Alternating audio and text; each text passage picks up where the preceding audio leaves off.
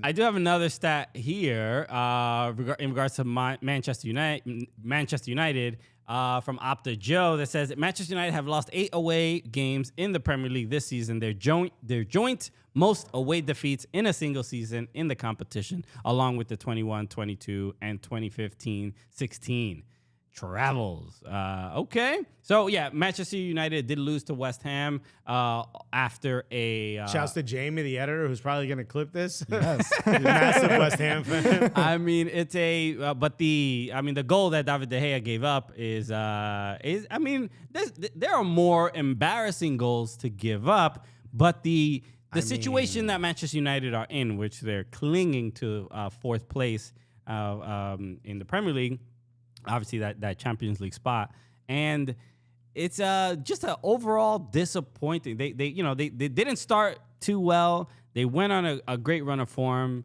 Rashford got injured and missed a couple games. They get bumped out of Europa League, and now they just they're in one competition, right? They're done, right? Or no, they FA Cup final. Yeah.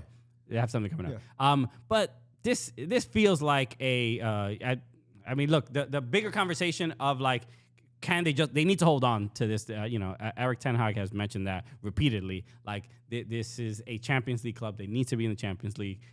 So having these disappointing results in these final few games is a little scary, because I know Manchester United do not want to be in the Europa League again. Well, here's the trouble, right? Can pull up the table, because they're on a slippery slope as of right now. What was the first thing I saw? Is Albania. We're not talking about Albania. Are we? They're on a slippery slope. They're in fourth place right now, having played 34 games. So that's actually helping them. Mm-hmm. They're at 63 points. Liverpool is right behind them at 62 points with a much better goal differential. The differential, Manchester United at 8, Liverpool at 25. So yes, Manchester United do have a game in hand. However, 6th place is Tottenham. 7th place is Brighton, who looks like, as of right now, as we're recording, 72 minutes in, are losing 3-0 to Everton. Let's go. Our agent just called to get us less money on a game. He's a massive Brighton fan, by the way. The Corey hat trick incoming, bro. Let's go. So Brighton can sort of test them. Liverpool looks like the one who may knock Manchester United possibly out of Champions League. I could see it, yeah. Which would be a absolutely massive travesty, because here's what could potentially happen. Yes, they won Carabao Cup. But if you miss out on Champions League, this is an absolutely tragic season, because odds are you're also not winning FA Cup. You're probably going to lose that to your rival, who is now on the treble. Right. Yeah. This is horrific. This is... No, I don't want to say worst case scenario. Worst case scenario is you're getting relegated. Second worst case scenario, your team changes its name to Hotspurs.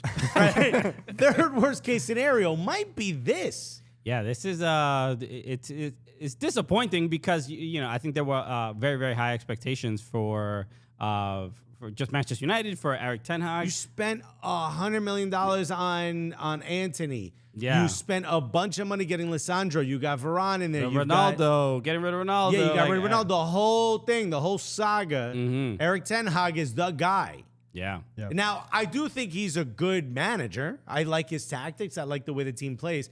They clearly need something. They need a new goalkeeper. So yeah, probably first and foremost. I want to have that conversation. Midfielder, more importantly, but yes. Because David De Gea, let's just is he done? As I tweeted, what the hell are you doing, bro? Okay, a comedy.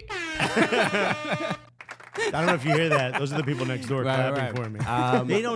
They're just listening through the walls, exactly. bro. But David De Gea, is he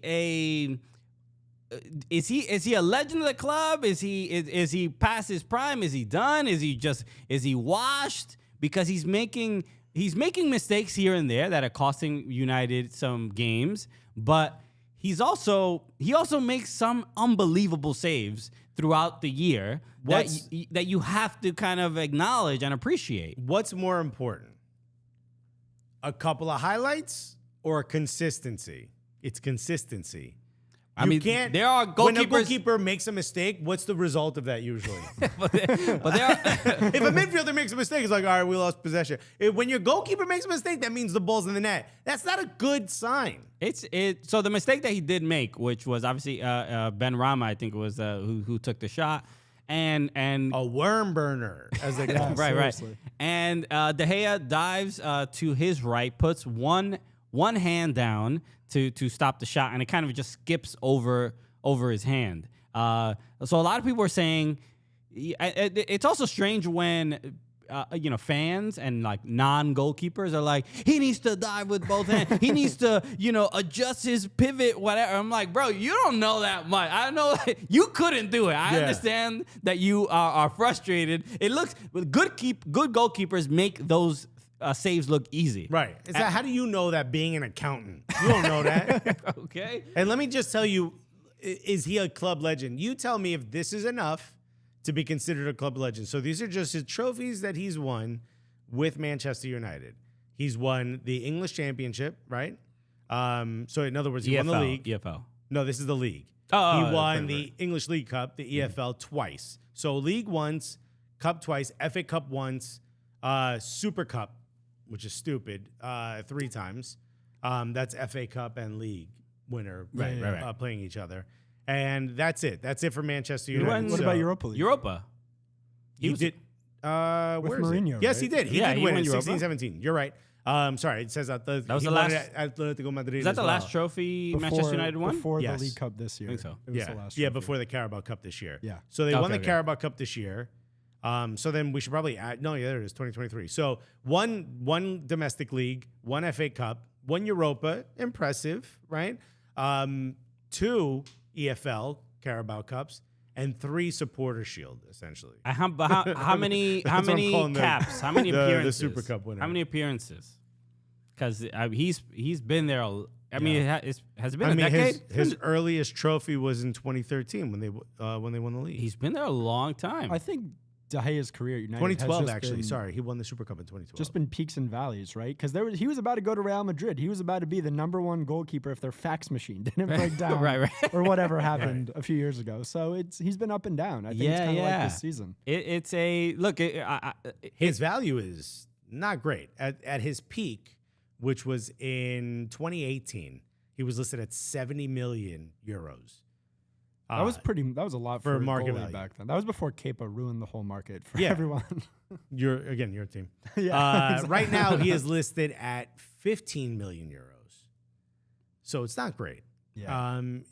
I feel this about goalkeepers. He had problems when he started. You could easily score against him if you shot low. That was like a big issue for him, especially at the near post. It just continued to be a problem for De Gea. Now it seems like he's just kind of skittish. There's really no other word for it. Kind of like how Pickford was last season. He kind of makes a lot of boneheaded moves. Yeah, he seems a little more rattled than kind of we're used to seeing him. But I think that's just a product of being a Manchester United player the last 3-4 years. Right, it's a symptom of the whole club more than it is him. But I will say, sometimes a keeper just needs a change of scenery. Like, he's not a bad keeper. I don't know if he's the type of keeper that Manchester United should have. And for his own sake, they should probably move on.